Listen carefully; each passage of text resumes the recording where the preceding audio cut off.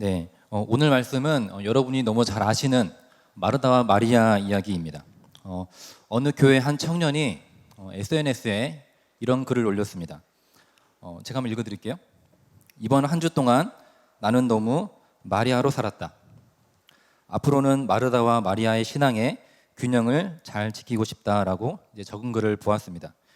우리는 뭔가 이 마리아는 기도와 말씀 생활을 잘하는 인물로, 그리고 마르다라는 사람은 섬김을 잘하는 사람으로 우리는 많이 알려져 있습니다. 여러분은 어떠신가요? 코로나 위기 속에서 여러분은 마르다와 마리아 중에서 어떠한 모습으로 살고 계신가요? 오늘 말씀을 묵상하면서 함께 고민해 보았으면 좋겠습니다. 먼저 38절을 함께 보시면 그들이 길 갈 때에 한 마을에 들어갔다고 말씀을 합니다. 자, 여기서 그들은 누굴까요? 네, 예수님과 제자들을 말합니다. 그들이 어딜 가던 길이었냐면 9장 51절에 보면 예수님과 제자들이 예루살렘을 향해서 길을 떠납니다. 근데 그 길을 가던 중에 지금 마르다와 마리아가 살고 있던 그 베단이라는 마을에 들어간 거예요. 자, 그런데 이 마르다가 동네 앞까지 나와서 예수님을 자기 집에 초대합니다. 자, 예수님께서 그렇게 이 집에 들어가시는데요. 집에 도착해서 가장 먼저 하신 일이 뭐냐면 제자들과 사람들을 가르치는 일이었습니다. 자, 그때 이제 서로 상반된 두 사람의 모습이 보이는 거예요. 먼저 마르다는 예수님과 사람들을 대접하기 위해서 부엌에서 바쁘게 일을 하고 있었고요.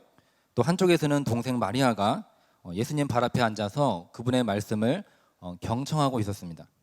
자, 이 두 여인의 모습을 보면 우리가 볼 때는 아무 문제가 없어 보이지만 그 당시 사람들의 눈에는 조금 어색한 장면이 펼쳐진 거예요. 자, 당시 문화에서는 집 안의 장소도 남녀의 공간이 나뉘어져 있었습니다. 주로 거실은 남성들의 공간이었고 부엌이나 또는 손님들이 보기 힘든 구석에 있는 장소가 주로 여성들의 공간이었어요. 그리고 이 남녀의 역할도 엄격하게 구분되었던 시대입니다. 여성들은 글을 잘 배우지 못했고 또 율법 교육도 제대로 받지 못하는 그런 열악한 상황이었습니다. 그래서 지금 남자들 사이에서 편안하게 자리 잡고 앉아서 예수님의 말씀을 듣고 있는 이 마리아의 행동이 그 당시 문화에서는 굉장히 특이한 행동이었어요.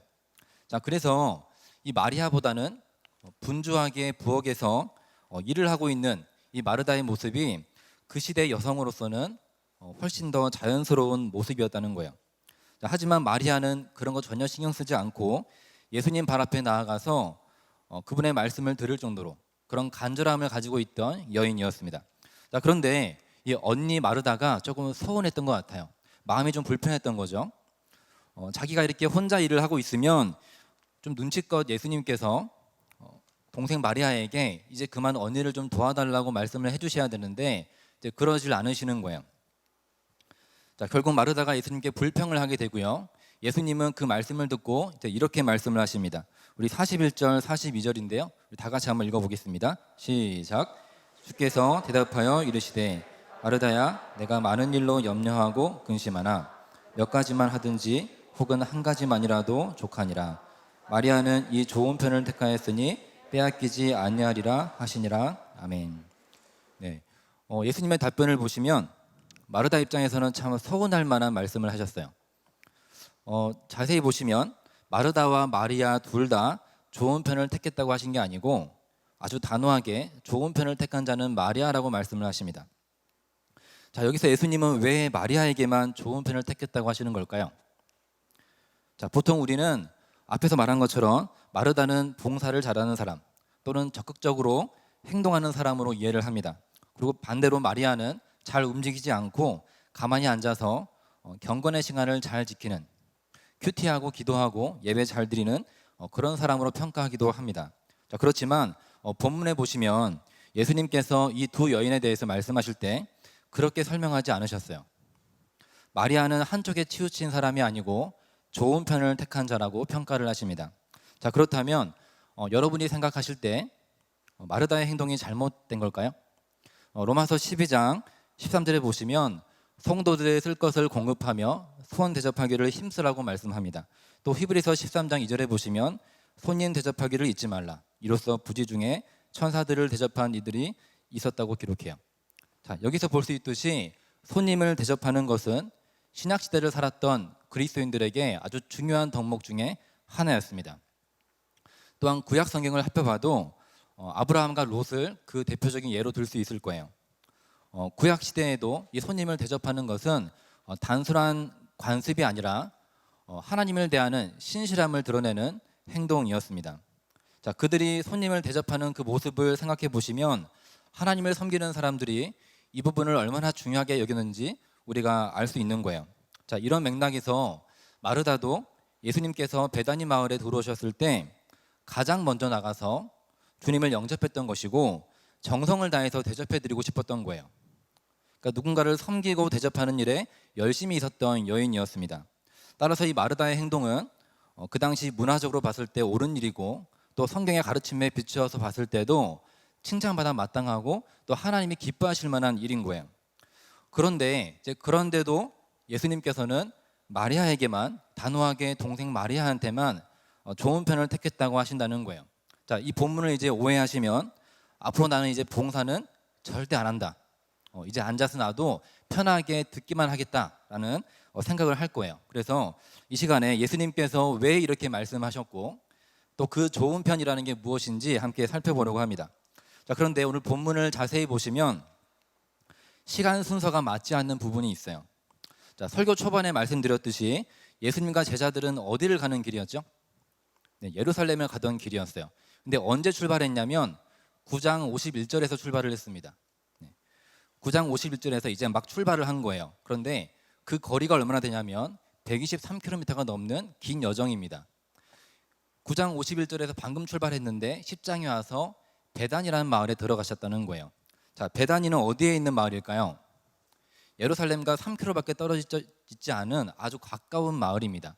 그러니까 무슨 말이냐면 지금 10장 38절에서 42절 말씀은 원래는 시간 순서상 누가복음 후반부에 기록이 되어야 하는 장면인 거예요. 그런데 이 누가복음을 기록한 누가가 어떤 특별한 목적을 가지고 뒤에 있는 내용을 앞으로 끌어다가 기록을 한 겁니다. 왜 그랬을까요? 자, 복음서는 보통 시간이 흘러가는 대로 기록이 되는데 이렇게 특별히 앞뒤의 내용과 연결해서 무언가 더 효과적으로 메시지를 전하고 싶을 때 본문을 새롭게 배치할 때가 있어요. 그래서 오늘 본문이 그런 경우입니다. 그래서 이 본문을 이해하기 위해서는 누가복음 10장 전체를 함께 살펴봐야 되는데요. 이 10장에는 총 3가지 사건이 등장을 합니다. 첫 번째는 1절부터 24절까지는 예수님께서 70명의 사람들을 파송하는 내용이 나옵니다. 그리고 그 다음은 25절부터 37절까지 예수님께서 한 율법교사와 대화를 하시고 또 선한 사마리아인의 비유가 등장하고 있어요. 그리고 마지막으로 오늘 본문이죠. 마리아와 마르다 이야기가 나오고 있습니다. 자, 이 3가지 사건에는 하나의 이야기처럼 연결이 되는 부분이 있어요. 그래서 오늘 본문을 이해하기 위해서 앞에서부터 간단하게 살펴보겠습니다. 먼저 첫 번째 내용을 보겠습니다. 10장 1절을 보시면 예수님께서 요단강 동쪽으로 내려오시면서 70명의 사람들을 세우시고요. 둘씩 짝지어서 전도대를 구성하여서 마을로 파송을 하세요. 그들이 전도를 마치고 돌아왔을 때 이제 그들에게 그 사역에 대한 보고를 들으시는데 그 보고를 듣고 이렇게 예수님께서 성령으로 기뻐하시면서 고백을 하십니다. 우리 21절인데요. 21절을 같이 한번 읽어보겠습니다. 그때에 예수께서 성령으로 기뻐하시며 이르시되 천지의 주제이신 아버지여 이것을 지혜롭고 슬기 있는 자들에게는 숨기시고 어린 아이들에게는 나타내심을 감사하나이다. 이것이 아버지의 뜻이니이다. 아멘. 자, 이 말씀은 이제 오늘 본문을 이해하는데 아주 중요한 부분입니다. 자, 21절에 보시면 등장하는 표현 중에 이것을 이란 표현이 있어요. 이것을. 자, 이것을 지혜롭고 슬기 있는 자들에게는 숨기시고 어린 아이들에게는 나타내셨다라는 거예요. 자, 바로 이것이 무엇인지 우리는 주목해야 됩니다. 이것이 오늘 본문에 나오는 예수님이 말씀하신 좋은 편과 관련이 돼 있는 거예요. 자, 그래서 이것이 뭐냐 하면 24절에 보시면 내가 너희에게 말하노니 많은 선지자와 임금이 너희가 보는 바를 보고자 하였으되 보지 못하였으되 너희가 듣는 바를 듣고자 하였으되 듣지 못하였느니라 이렇게 말씀해요. 자, 이것이 뭐냐 하면 많은 선지자들이 또한 왕들이 보고 싶어 했고 듣고 싶어 했지만 보지 못했고 듣지 못했던 것입니다. 그러니까 아무에게나 허락된 것이 아니었어요. 예, 아주 귀한 것이었습니다. 그것을 지혜롭고 슬기 있는 자들에게는 숨기시고 또 어린 아이들에게는 드러내셨다는 말이에요. 자, 그러면 여기에서 지혜롭고 슬기 있는 자는 누구를 말하는 걸까요? 이 당시에 스스로 지혜 있다고 슬기 있다고 생각했던 사람들, 바로 율법 교사들을 의미합니다. 이 사람들은 율법을 연구해서 해석하고 적용하는 것을 전문적으로 하던 사람들이에요. 당시 유대 사회의 지도층을 이루는 자들이었습니다. 근데 이런 자들에게는 오히려 이것이 허락되지 않았다는 거예요. 그런데 25절부터 이제 두 번째 이야기가 등장하는데, 그 이야기에 보시면 스스로 지혜롭고 슬기 있다고 여겼던 이 율법교사의 이야기가 자연스럽게 등장을 하고 있습니다. 25절에 보시면 이 율법교사가 예수님께 첫 번째 질문을 합니다. 첫 번째 질문이 뭐냐면, 선생님, 내가 무엇을 해야 영생을 얻을 수 있겠습니까? 이게 첫 번째 질문이었어요. 사실 이 사람은 답을 이미 알고 질문을 한 겁니다. 당시 율법교사들이 율법을 다 지킴으로써 영생을 얻을 수 있다라고 생각하고 있었어요. 그래서 답을 이미 정해놓고 질문을 한 겁니다. 그런데 예수님은 이 질문을 들으시고 답변을 하지 않으시고요, 오히려 이 사람에게 이렇게 질문을 하세요. 율법에는 무엇이라 기록되었으며 너는 어떻게 이해하고 있느냐? 27절에 보시면 이제 그 질문에 율법교사가 이렇게 답을 합니다. 내 마음을 다하며 목숨을 다하며 힘을 다하며 뜻을 다하여 주 너의 하나님을 사랑하고 또한 내 이웃을 내 자신같이 사랑하라 하였나이다. 자, 이 사람의 답을 듣고 주님은 이렇게 말씀하세요. 내 말이 옳다, 이를 행하라. 그리하면 영생을 얻을 수 있다라고 말씀을 하세요. 자, 이어서 율법교사가 두 번째 질문을 합니다. 그러면 내 이웃은 누굽니까? 자, 이 질문도 이미 이 사람은 답을 정해놓고 질문을 한 겁니다. 자, 유대인에게 이방인은 어떤 사람인가요? 하나님께서 구원하시는 대상도 아니고 또 본인들이 사랑해야 될 대상도 아니에요. 함께 있으면 부정해지기 때문에 같이 겸상도 하지 않았던 대상이 이방인입니다. 자, 길 위에 피 흘리고 죽어가고 있어도 그 사람이 이방인인지 유대인인지 알 길이 없기 때문에 그냥 만지지 않고 지나가는 거예요. 또한 시체를 함부로 만지면 부정해지기 때문에 돕지 않고 지나가는 것이 그들의 방식이었습니다. 자, 이미 이 율법교사가 이렇게 자기의 이웃이 누구인지 마음에 답을 정해놓고 그냥 질문을 하는 거예요. 자, 그런데 예수님께서 어떻게 답변을 하시냐면, 강도 만난 사람을 돕는 이 선한 사마리아인의 비유로 답변을 하십니다. 그러니까 쓰러진 사람이 이방인인지 유대인인지 알 길이 없지만 그런 거 상관하지 않고 선을 베푸는 이 선한 사마리아인의 이야기를 하시면서 너도 이와 같이 하라, 이 말씀을 하세요. 이게 이제 예수님의 마지막 답변이었어요. 자, 예수님의 이 답변을 생각해 보시면 율법교사의 입장에서는 도저히 이해할 수 없는 거예요. 그리고 도저히 행할 수도 없는 요구였습니다. 그러니까 지금 예수님은 자신의 행위로 구원받을 수 있다고 생각하는 이 율법교사에게 오히려 더 크고 완전한 행위의 잣대를 들이대신 거예요. 원래 불쌍한 죄인들을 만나시는 예수님의 방식이라면 내가 곧 길이요 진리요 생명이니 나로 말미암지 않고는 아버지께로 올 자가 없느니라, 이런 말씀을 해주셔야 되는데 그렇게 답변하지 않으시고 비유로 말씀하시고 오히려 크고 완전한 행위를 요구하시는 것으로 답변을 대신하신 거예요. 자, 이처럼 율법 교사에게는 비유로 말씀하셨고 숨기셨습니다. 이렇게 슬기롭고 지혜로운 자들에게는 숨기시고, 그런데 오늘 본문에 나오는 율법 교사와는 달리 잘 배우지 못해서 글도 잘 모르고 율법도 잘 알지 못해서 당시 사회적 약자였던 마치 어린아이와 같은 마리아에게는 밝히 나타내신 거예요. 자, 그것은 구약의 수많은 선지자들과 왕들이 보고 싶어 했고 듣고 싶어 했던 것입니다. 마리아는 그것을 택했고 빼앗기지 않을 거라고 말씀을 하시는 거예요. 자, 그것이 무엇인가요? 바로 복음 자체이신 예수 그리스도신 거예요.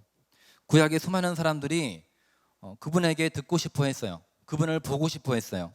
그분의 발 앞에 나아가서 그분이 누구신지, 그분이 나를 위해서 무슨 일을 행하실 것인지, 그분의 나라는 어떠한 나라인지 그분의 말씀을 듣는 것이 마리아가 택했던 좋은 편을 택하는 것이었습니다. 자, 그런데 여기서 우리가 풀리지 않는 한 가지 고민이 있죠. 자, 예수님 발 앞에 앉아서 말씀을 듣는 것이 좋은 편을 택하는 것이라면 그럼 우리는 계속 앉아서 듣기만 하면 되는 걸까요? 마르다와 같이 주님을 위해서 헌신하고 섬기는 일은 누가 해야 되는 걸까요? 이런 고민을 이제 할 수 있을 겁니다. 여기서 중요한 것은 마리아는 결코 앉아서 말씀을 듣기만 하던 사람이 아니었다는 거예요. 다 같이 마가복음 14장 3절을 함께 읽어볼 텐데요. 네, 함께 읽어보겠습니다. 예수께서 베다니 나병 환자 시몬의 집에서 식사하실 때에 값진 향유 곧 순전한 나드 한 옥합을 가지고 와서 그 옥합을 깨뜨려 예수의 머리에 부으니. 아멘. 자, 이 본문에 보시면 한 여인이 등장하죠. 이 여인은 이 본문과 병행 구절인 요한복음 12장 3절을 통해서 나사로의 동생 마리아임을 확인할 수 있습니다. 그러니까 오늘 본문 말씀에 나오는 마리아와 동일한 여인이에요. 자, 마가복음 14장은 예수님께서 십자가에서 돌아가실 날이 얼마 남지 않은 그런 시기입니다. 그런 시기에 일어난 사건입니다. 자, 예수님께서 많은 사람들과 함께 이 베다니에 있는 나병 환자 시몬의 집에서 식사를 하고 계셨습니다. 그때 마리아가 들어와서 향유옥합을 깨뜨려서 예수님의 머리에 부었다는 거예요. 자, 여러분, 마리아가 왜 이런 행동을 하는 걸까요? 당시에는 집마다 기름을 늘 준비해 뒀습니다. 그래서 귀한 손님이 오면 집주인이 작은 양의 기름을 머리에 발라주는 문화가 있었어요. 그런데 지금 마리아가 옥합을 깨뜨려서 기름 한 근을 예수님 머리에 부었다는 거예요. 그래서 한 근이라는 것은 약 450g 정도 되는 많은 양을 말합니다. 그러니까 한 사람한테 쓰기에 너무 많은 양을 지금 식사하고 있는 손님의 머리에 부은 거예요. 자, 여러분, 이 모습이 일반적인 모습이 아닌 것이죠. 자, 게다가 지금 식사하는 장소가 어디라고 말씀하고 있나요? 베다니에 있는 나병 환자 시몬의 집이에요. 자, 이 시몬이 누구인지 성경에서는 밝히고 있지 않지만 보통 이 마리아의 오빠인 나사로와 동일 인물로 보진 않습니다. 그렇다면 지금 마리아가 집주인도 아닌 거예요. 자기 집도 아닌데 남의 집에 와서 이런 행동을 하는 것은 더 이상한 행동이 되는 거예요. 자, 여러분, 마리아는 대체 왜 이런 행동을 하는 걸까요? 마리아는 그냥 관종이었던 걸까요? 왜 이런 행동을 하는 걸까요, 여러분? 심지어 그때는 2000년 전입니다. 유대인들이 인원 계수를 할 때 여자는 포함되지도 않던 시절이었어요. 남자들이 있는 곳에 여성이 공적으로 나서서 뭔가 하는 것이 덕이 되지 않는다고 여겼던 그런 시대였습니다. 그런데 마리아가 왜 이런 돌발 행동을 하는 걸까요? 자, 지금 마리아의 마음속에는 이렇게 하지 않고는 견딜 수 없는 분명한 이유가 있었던 거예요. 자, 마리아는 자기가 왜 이런 행동을 하는지 말하고 있지 않아요. 하지만 8절에 보면 마리아 대신 예수님께서 이런 말씀을 하세요. 그는 힘을 다하여 내 몸에 향유를 붓고 내 장례를 미리 준비하는 것이다. 자, 마리아의 섬김은 무엇을 위한 것인가요? 예수님의 죽으심, 십자가를 준비하고 그분의 장례를 위한 것이었습니다. 자, 하지만 그때 그것을 바라보던 제자들과 많은 사람들은 오히려 마리아를 책망했어요. 귀한 기름을 왜 낭비하는지 이해가 안 간다면서 화를 냈던 거예요. 예수님의 그 죽으심 앞에 마리아의 이 행동이 얼마나 가치 있고 귀한 섬김인지 알아보는 사람이 없었다는 거예요. 그때 예수님이 이렇게 말씀을 하십니다. 마가복음 14장 6절인데요. 함께 읽어보겠습니다. 시작. 예수께서 이르시되 가만두라.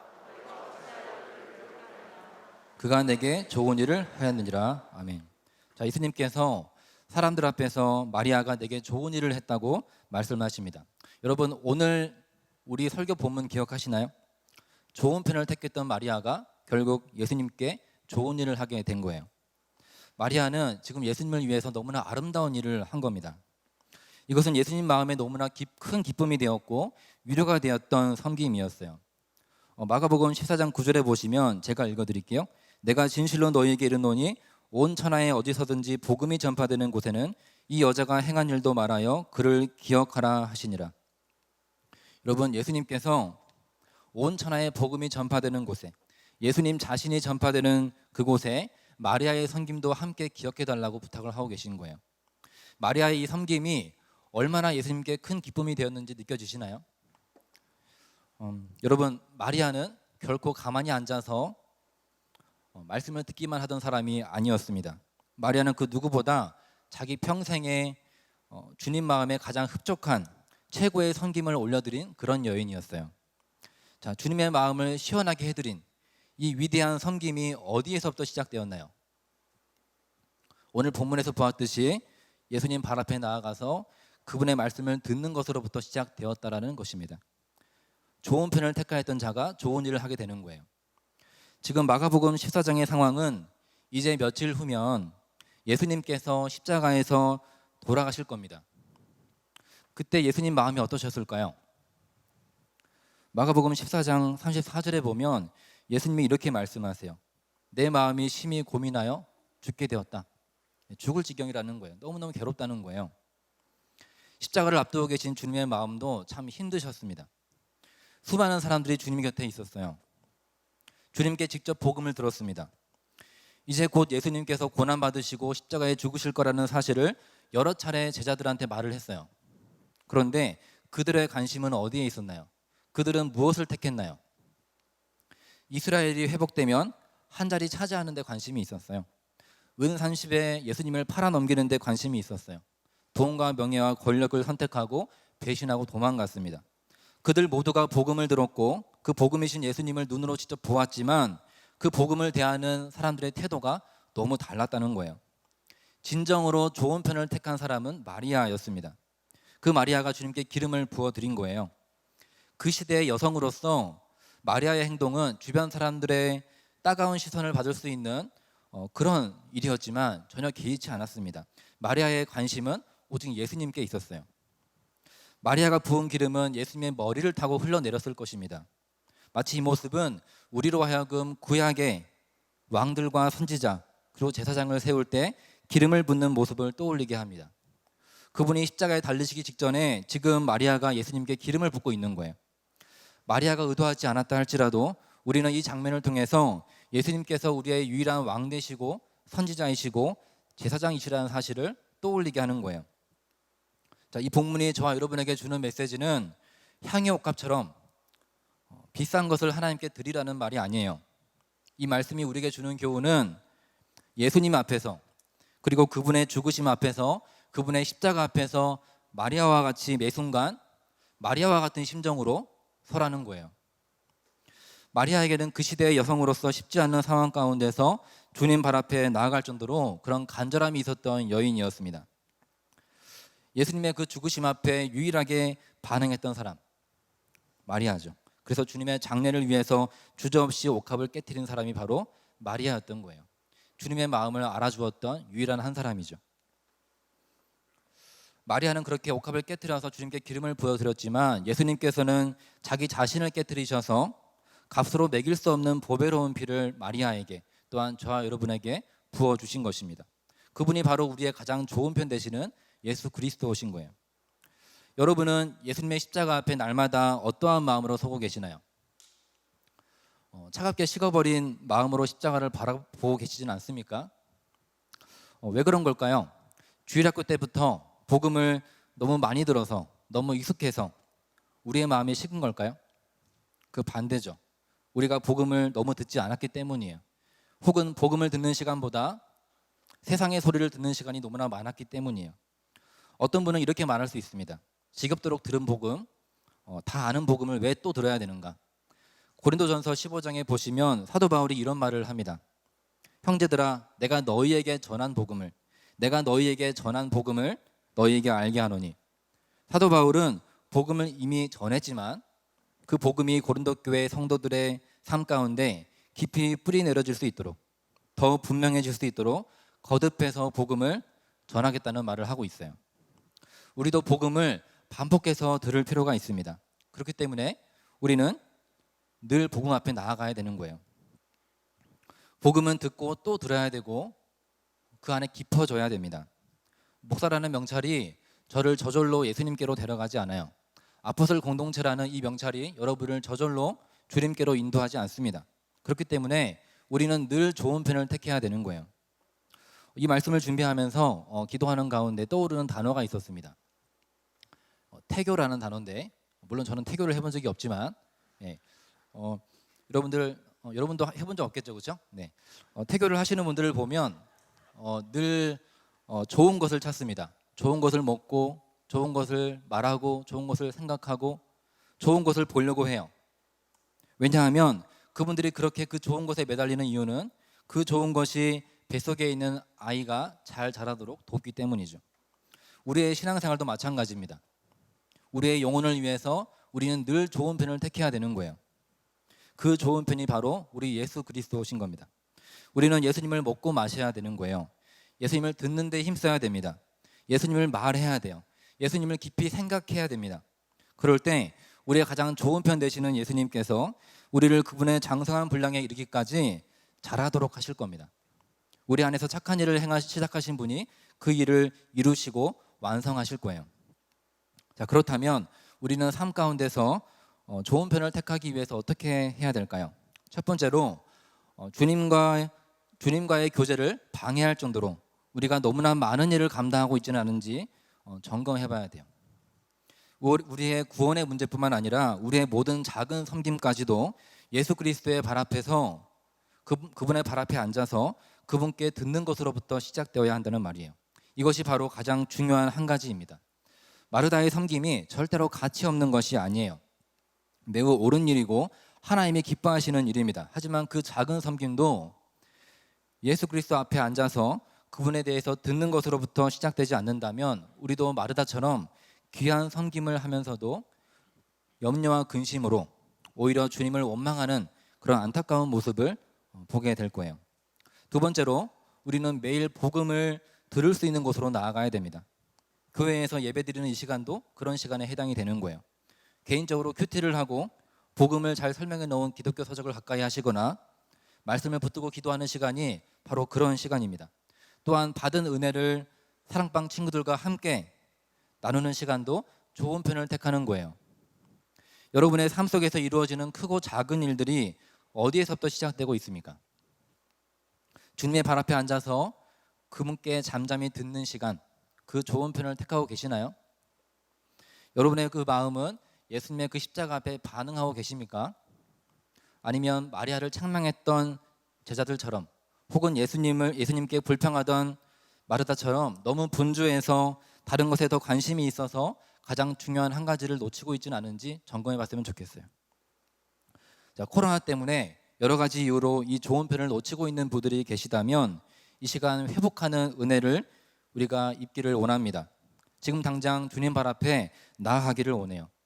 구약의 수많은 선지자들과 왕들이 그렇게 보고 싶어 했고 듣고 싶었지만 보지 못했고 듣지 못했던 것입니다. 지혜롭고 슬기로운 자들에게 숨기실 정도로 너무너무나 소중한 거예요. 그 소중한 것을 이 시간 어린아이와 같은 부족한 저와 여러분에게 드러내신 것입니다. 죄를 짓고 또 죄를 즐기고 하나님을 기뻐하지 않고 하나님을 사랑하지 않고 살아가던 저와 여러분을 위해서 예수님께서 하늘의 그 모든 영광을 뒤로하시고 이 땅에 오셔서 우리의 그 모든 죄악을 끌어안고 십자가에서 단번에 죽으셨어요.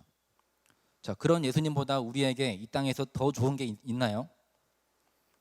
예수님께 나아가서 그분에 대해서 듣고 묵상하며 예수님으로 우리를 채우는 것이 우리의 기쁨이고 우리의 힘이고 생명입니다. 그것이 바로 좋은 편을 택하는 것이에요.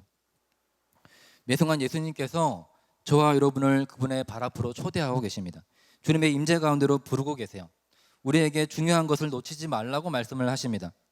여러분의 일생 동안 하나님께서 저와 여러분을 통해서 이루실 그 수많은 좋은 일들이 있습니다. 그런데 그것이 나로부터 시작되는 것이 아니라 가장 좋은 편 되시는 예수 그리스도에서부터 시작된다고 말씀을 하시는 거예요. 그분께 나아가서 그분에게 배우고 그분으로 우리를 채우기를 원하십니다. 여러분, 평생에 있어서 하나님이 받으실 만한 최고의 헌신이 이 예배의 자리에서 시작되시기를 바랍니다. 오늘 말씀을 기억하시면서 이번 한 주간도 예수님의 발 앞에 앉아 그분의 음성 듣기를 사모하시는 저와 여러분 되시기를 주님의 이름으로 축복합니다. 이제 함께 찬양하고 기도할 건데요. 이런 가사의 찬양입니다. 주님 발 앞에 주를 기다리네. 내 사랑하는 주 주님만 바라네. 주님 나에게 오셔서 나에게 말씀하소서. 가사를 기억하시면서 함께 고백합니다. 주님 발 앞에서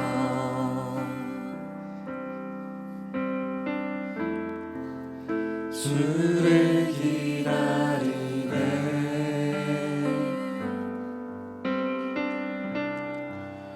내 사랑하는 주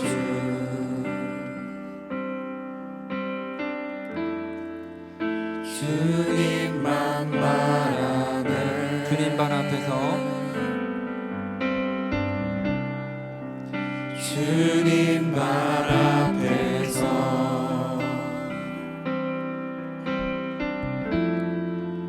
주를 기다리네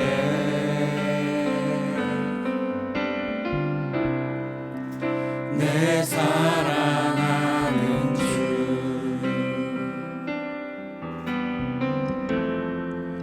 주님만 바라네 주님 나에게 오셔서 주님 나에게 오셔서 나에게 말씀하소서 주음성 듣기 원하네 주님 나 알기 원하네 주님 나에게 오셔서 나에게 말씀하소서 주음성 듣기 원하네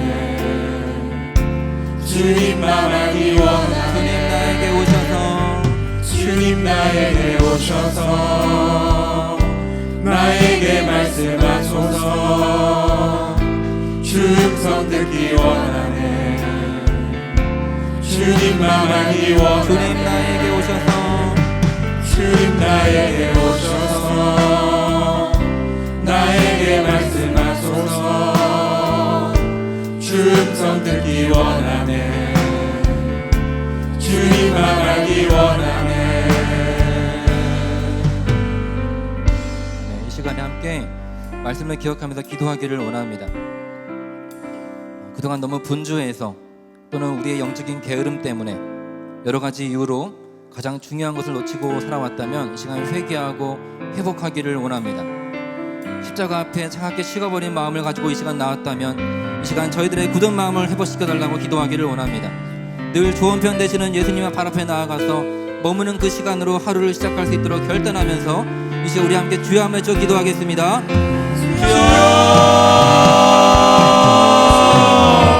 아버지 이 시간 우리 애들 좋은 편 되시는 주님을 찬양하며 나아갑니다. 하나님 죄를 벗기던 자들에게 가르치시고 어린아이 같은 우리에게 드러내심에 감사를 드립니다.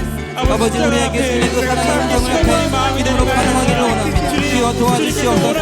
잠잠히 주님의 발 앞에 나가기 원합니다. 그분의 음성에 귀를 기울이기 원합니다. 아버지 문제와 가운데 힘을 놓치고 살고 있다면 아버지 회복하기를 원합니다. 코로나19 계속해서 하나님 무너지고 넘어진 시대들이 있다면 이 시간 회복하여 주시옵소서. 하나님 세워주시옵소서. 하나님 세워무는 그 시간이 다시 한번 회복되기를 원합니다. 주여 도와주시옵소서. 주님과 함께 동행하는 그 시간이 다시 한번 회복되기를 원합니다. 다시 한번 회복되기를 원합니다. 주여 도와주시옵소서. 그 자리를 회복할 수 있도록 그 시간을 회복할 수 있도록 주여 도와주시옵소서. 우리 모든 성김이 거울과 함께 되는 시간으로 다시 하기를 원합니다. 우리 인생에 챙겨드는 진짜 양심이 그 시간을 통하여서 시험하기 원하오니 하나님 붙드시고 우리를 사용하여 주시옵소서. 주님 도와주시옵소서. 아버지 시간 신부간절히 올라오는 중입니다. 마리아와 같이 반응하기 원합니다. 십자가 앞에 하나님 그 구름 앞에 마리아와 같이 순한 심정으로 서기 원합니다. 불같이 그대 주님 마음을 해보시고 주시옵소서. 다시 살아나게 해주시옵소서. 아버지 그런 마음으로 서기 원합니다. 지어 도와주시옵소서. 지금 온전히 바라볼 수 있도록 도와주시고 주님 말씀 선택하게 하시고 믿음을 선택하게 할 수 있도록 도와주시옵소서. 기도하겠습니다. 하나님 아버지 세상에 지혜롭고 슬기 있는 자들에게 숨기시고 어린아이와 같은 우리에게 나타나심을 감사합니다. 좋은 편을 택한 자가 결국 좋은 일을 하게 된다는 것을 들었습니다. 그 소중한 은혜를 잊지 않고 매 순간 좋은 편을 택하기를 원합니다. 예수님의 그 십자가 앞에서 마음이 차갑게 식어버린 지체들이 있다면 다시 한번 그 복음 앞에 저희들의 그 메마른 심령이 회복되게 하여 주시옵소서. 저희들이 날마다 우리의 좋은 편 되시는 예수님께 나아가서 그분의 발 앞에 앉아 잠잠히 머물러 있는 시간들이 회복되게 하여 주시고 우리가 받은 그 은혜를 풍성하게 누리며 살아갈 수 있도록 도와주시며 분주한 일상 가운데서 가장 좋은 한 가지를 놓치지 않도록 도와주시옵소서. 우리를 구원하신 우리 주 예수 그리스도의 이름으로 기도합니다. 아멘.